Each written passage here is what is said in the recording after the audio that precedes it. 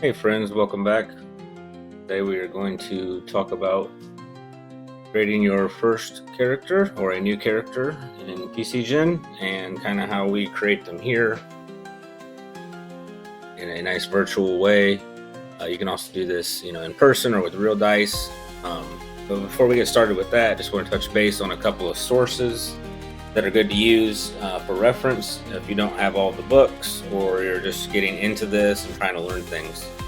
The first one is the D20PFSRD.com. This is a great resource of information, for Pathfinder 1E content. Back in 2018, Pathfinder and Starfinder did make the Archives of Nethries, I believe that's how you say it, the official reference document site.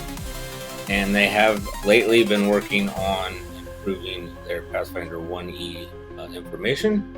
So, one thing to be careful of if you are on this website, Archives, is you may find if you do a search for Pathfinder details, you end up in the 2E version of information.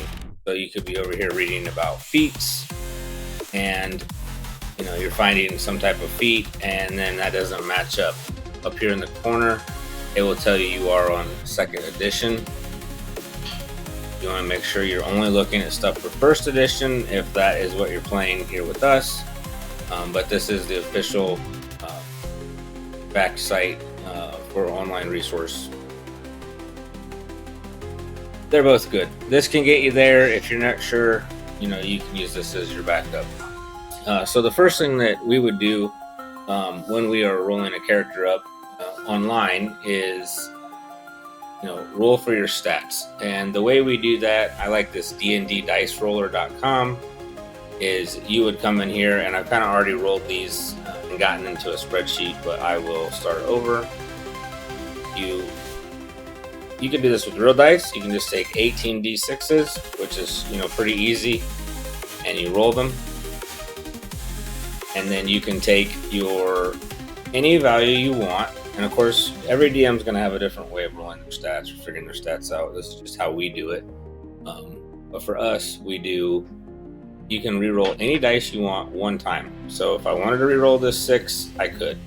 If I wanted to reroll, which would be a bad idea, but what I like to do is reroll 1s, 2s, and 3s because those have an opportunity to become a 4, 5, or 6.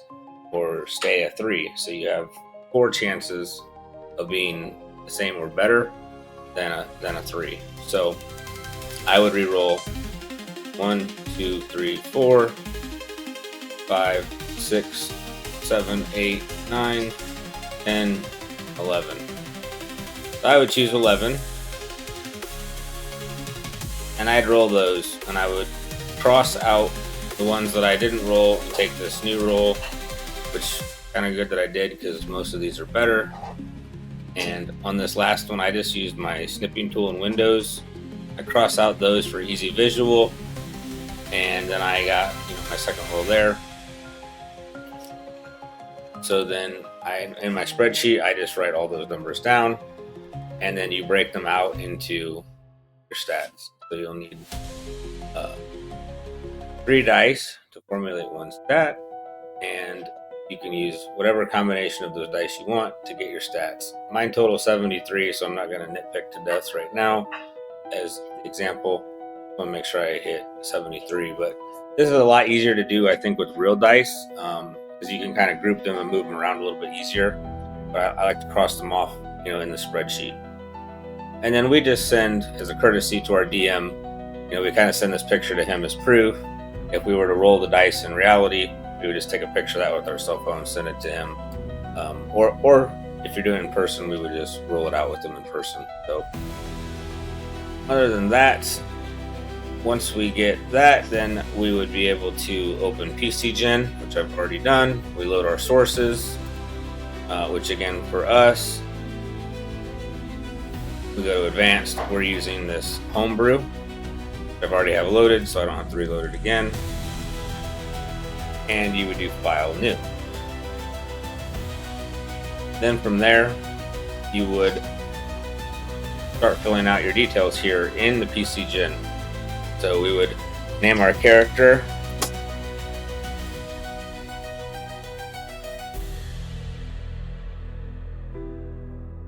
Her name is Awesome Care Vids. Character guy who's playing this is me. You pick if you're a male, a female, if you're neutered, if you're a host, or if you don't know what the hell you are, then that's what you'd pick there. Pick right-handed, left-handed, ambidextrous. Maybe you don't have any hands. Maybe it's, other. You pick your alignment. This becomes more particular, depending on your class. Certain classes alignment matters more. Other classes it doesn't really matter that much at all. And it also depends on how much your DM makes you stick to that. If in doubt, neutral, chaotic neutral are pretty reliable ones to go to. And for us, you can pick your deity here, or anybody can. We actually have some custom deities in our homebrew. So if you see some names on here that aren't part of Pathfinder 1E, that's because we have done that. So then you pick your race over here. So I'm going to make a human. I'm going to be an adult. Pick your age. And then you want to put your stats in. And you can see right here, this is telling us what to do and kind of a recommended order to do them in. So select your ability scores. So if I'm just going to make a fighter. Good, great first character for anyone getting into the game. Pretty good in combat, and it kind of allows you to, feel out how much RP you like to do and get acquainted with the game. And we'll talk about character classes in another video, recommendations and stuff, but I'm just going to make a fighter with us here. So each one of these stats, as you change them and shift over to the next cell, you will see that down here we're getting updated information, right? So not going to dive deep into what all of these stats do right now. We'll cover that in another video, but they all have a purpose in what they do, and each class is different. They all have like a main stat. It is important to get an 18 probably in your main stat, but it's not always required, but it's good form. So, and then it kind of does a real nice thing here. So you see, I had a 73. Technically, I only have 3 points left. Well, you don't want to go lower than I believe it's some DMs will allow a 6 or a 7, depending on how your DM reacts. They call that a dump stat, right? So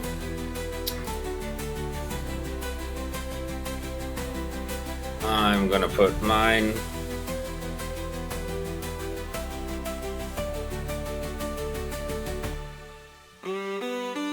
Alright, cool. So just for get us going here, I'm at 73. Now with PCGen, this is an older Java-based program. If your screen was to go to sleep or you walk away from your computer, it's good practice to go ahead and save frequently. So I'm going to save this, and something I didn't talk about last time that I wanted to touch base on is there's this character folders in PCGen. It's a good place to store everything. I like to add additional folders in here, and call this one, if you had like a certain campaign or an online thing or, Pathfinder 1E, you could just organize this a little bit. And then I even go one further. If I'm exporting, a character sheet, then I like to have a character sheets folder and break those folders down, because as you build more characters or get into the game, you may find that wished you had this organization a little bit earlier than later, especially the character sheets, because you end up getting a lot of PDFs as you might export them, or if a friend shares one with you, you can save it in there just for fun. So This does save as a PCG file. We hit save there. And so now instead of doing the file save at random, I can just reach up here and hit this little save icon and it'll save it. So now what it's going to do is ask us to select a class. So I can click this blue thing, and if you kind of watch over there, it may not do it again, but it highlights green. If it was to tell you, hey, select more languages, it would highlight this languages area green. So I'm going to make us a fighter, and I'm going to add 1 level here. It's saying, hey, are you sure you got your stats laid out the way you want them? Yes, I do. Now with this, it allows you to get an outfit that is up to a 10 gold value, and I'm just going to pick this one. So on each level, you will get health. On your first level, you get your maximum roll of health. Fighters get a D10 or a 10-sided dice roll for their health. So they get all 10 health. I'm actually getting 12. That's because I have a +2 to my con, which we will cover stats in another one. But on this first level, you can just hit close. Leveling up at level 2, 3, depending on how your DM does the health roll, consult with them. We can cover that later too. So then next we have, now it's like skill points. So we click on this, it takes us to our skill window. You can filter things by anything that is a class skill, or if you are leveling up to the next level, stuff you've already gotten trained, you can filter by trained. You can also filter by class skill and trained. So sometimes if you go to a screen and nothing is there, check up here. Maybe you had a search for, like knowledge, right? But since knowledge isn't a trained skill, it's not there. So I have to unhighlight trained. Now I have knowledge. If I uncheck class, now I'm just searching for knowledge. So I can hit X and it shows me all of them.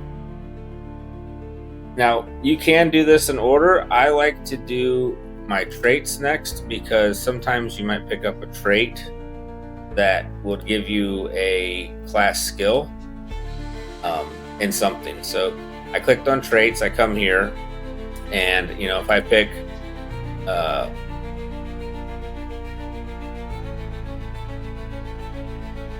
a trait that was to give me a skill as a class skill, like right here, I'm well versed in local laws, customs, and politics. I gain a +1 trait on knowledge and ability checks and knowledge local checks. And knowledge local is always a class skill for me. So if this trait matches my backstory and what I'm trying to build this character, like I'm from the streets and I've lived in society my whole life, and I've gotten, even though I'm just a big dumb fighter with huge muscles and I'll whack the crap out of you with a sword, I might still know how to walk and talk, better with nobility because I've defended them and I went along with them on carriage rides, or I did that with my father or mother as I was growing up. And so then knowledge local would become a class skill for you, and you might want to put ranks into that. So I do my traits first in case any of those traits does give me something as a class skill. So I'm just going to pick a couple of traits here. If in doubt, a good one is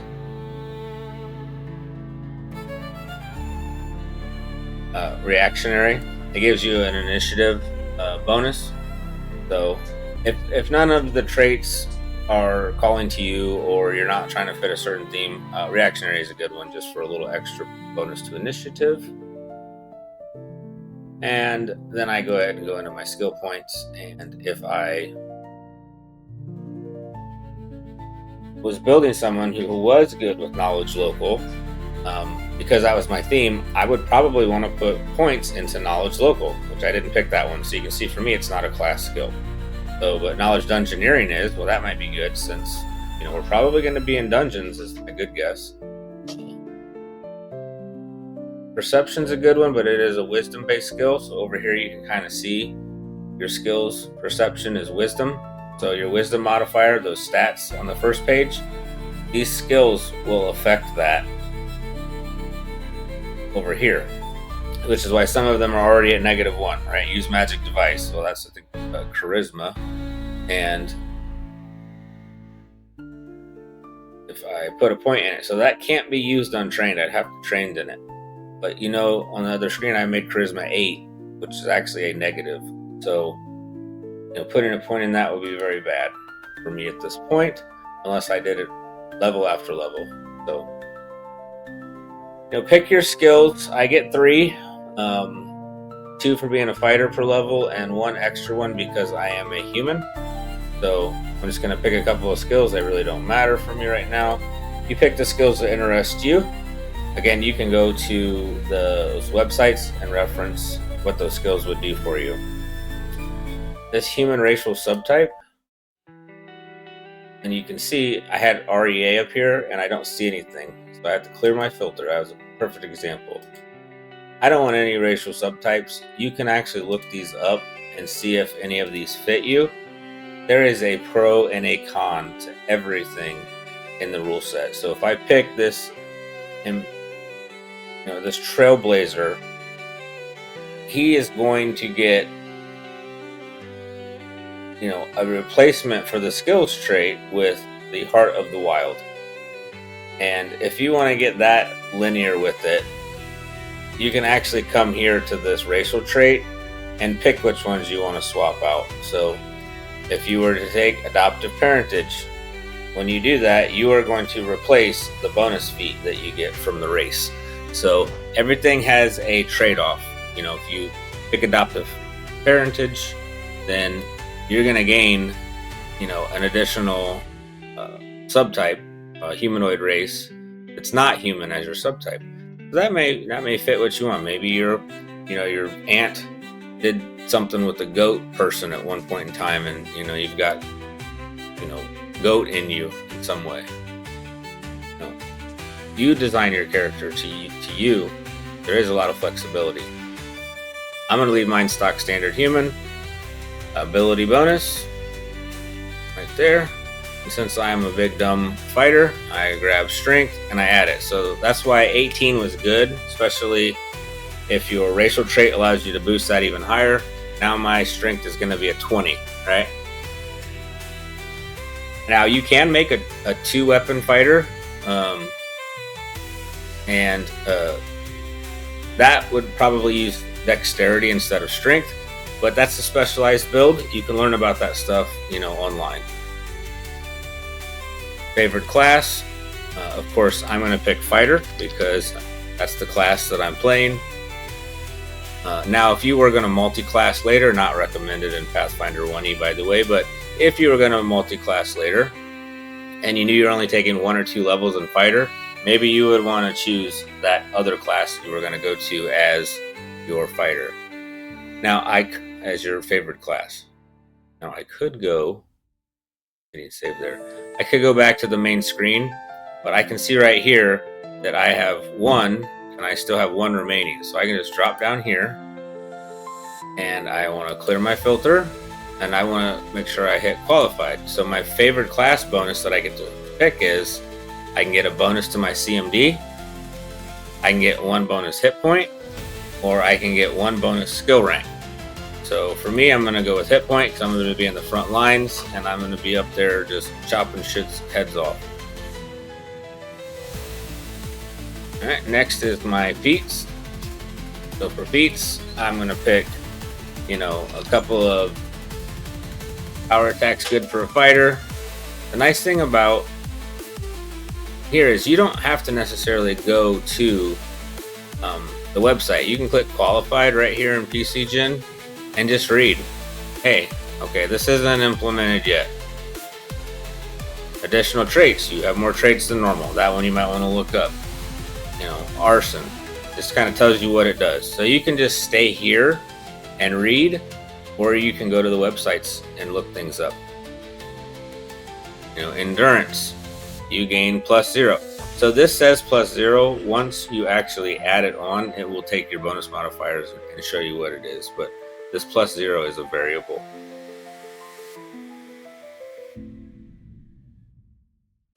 And let's see. I'm going to go toughness, which I know Mr. Randall will make fun of me for, but that's okay. I like it. Toughness is a good first level feat if you want to survive. If you know your DM is, martial combat heavy, because it gives you, it's front loaded. It's not as great to take later because it gives you 3 health up front, and then it doesn't give you any more health until you get to level 4, and then at level 4 and on you get 1 more health per level. So it gives you 3 levels worth of 1 bonus health at level 1, and then a total of 18 if you ever make it to level 18. And then I get a fighter bonus feat because I'm a fighter, and you can pick any one of these that you want. I'm just going to pick Enforcer. I don't know what that does, to be honest, but I'm just going to move us along here. So now back in my summary, there is nothing to be done to build this character. Technically, this character is built, but we need inventory. Okay, so we come over here on the PFSRD.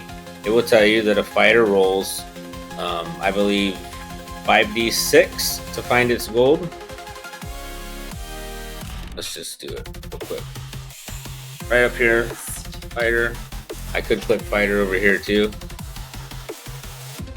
Yep, 5d6, and you times that by 10. So I come back over here, clear this out. I roll for my money, so I got 8, so that's 80. So I get 80 gold to spend. Put that in there.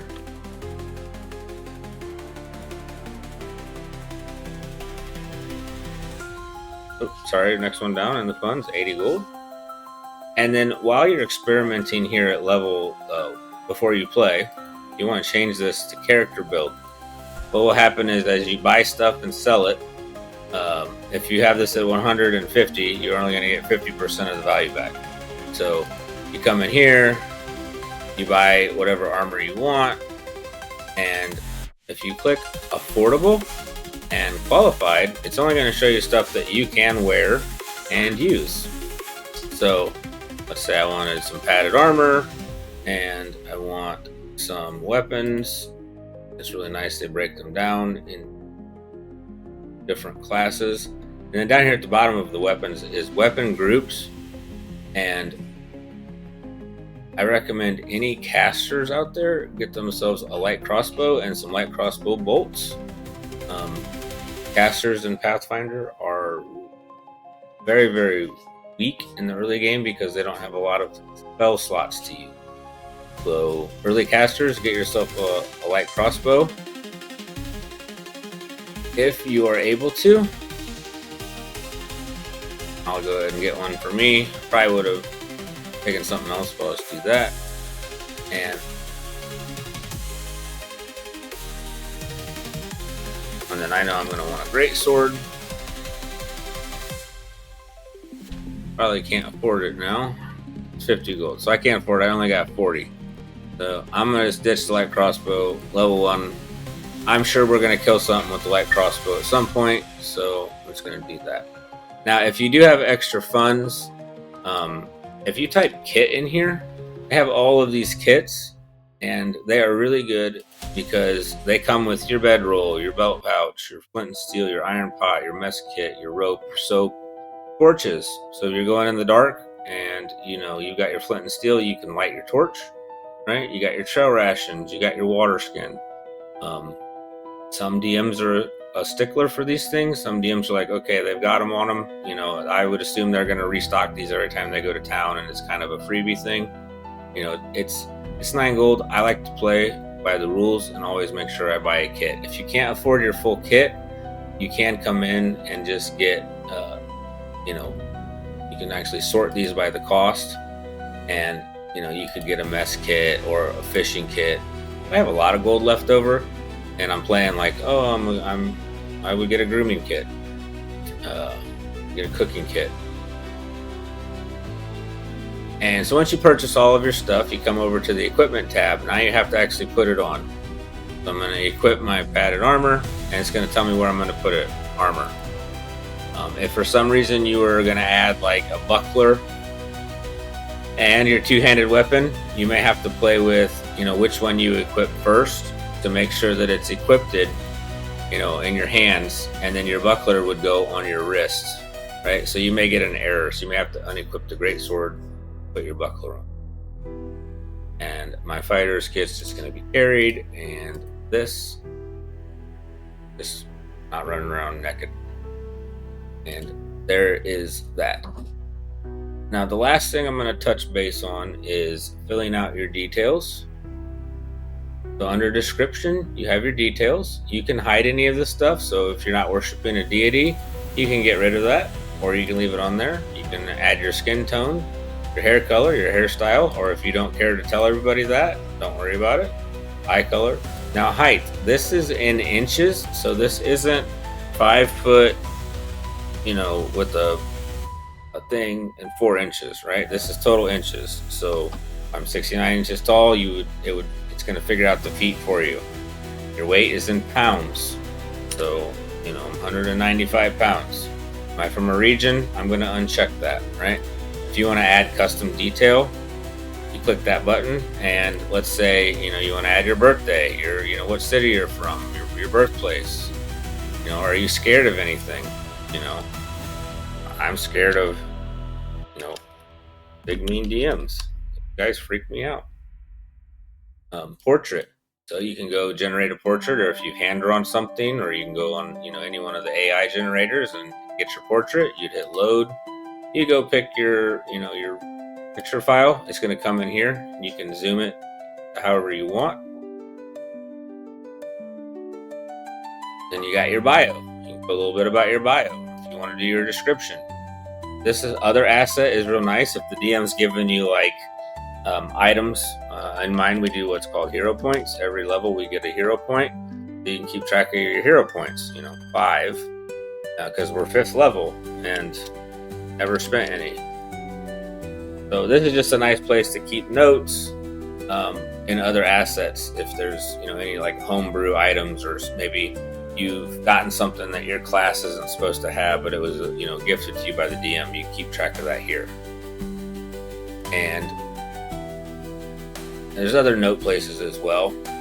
If you want to add a note, you can add more notes down here and name it whatever you want. So it's very flexible.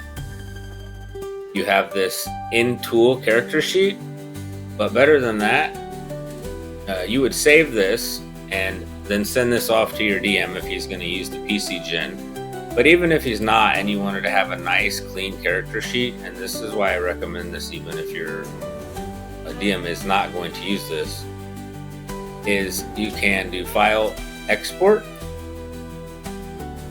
And I have my guy here. I'm going to export to a PDF. And then you have all these different sheet styles. Pick the one you like it. Just try a few. This one doesn't have a header. Some people like these simple ones. Some people like standard ones. So I'm going to pick standard red.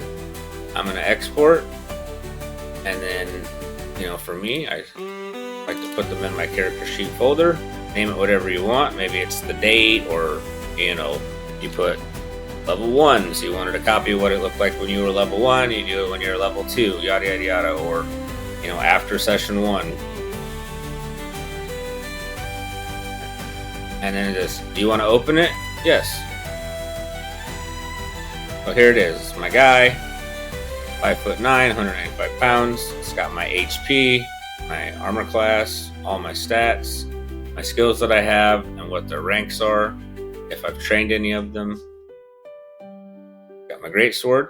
I roll my d20. I add 6. And it's got my damage right here, 2d6 plus 7.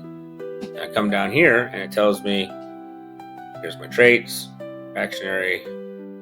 I believe I picked power attack. I did. And then it's got me a description of what power attack does. I take a -1, so technically I'd be a +5 if I'm power attacking, but I get to add, 50% additional on top of this 2, which would be an additional 1. So I would get +3 on my damage roll. And if you did a bio, all that stuff would be down here.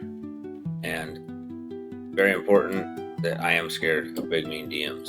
So thank you everyone for watching. If you have any questions, please don't hesitate, reach out and ask. Like, comment, and subscribe if you want to. And we will see you in the next video. Have a great day.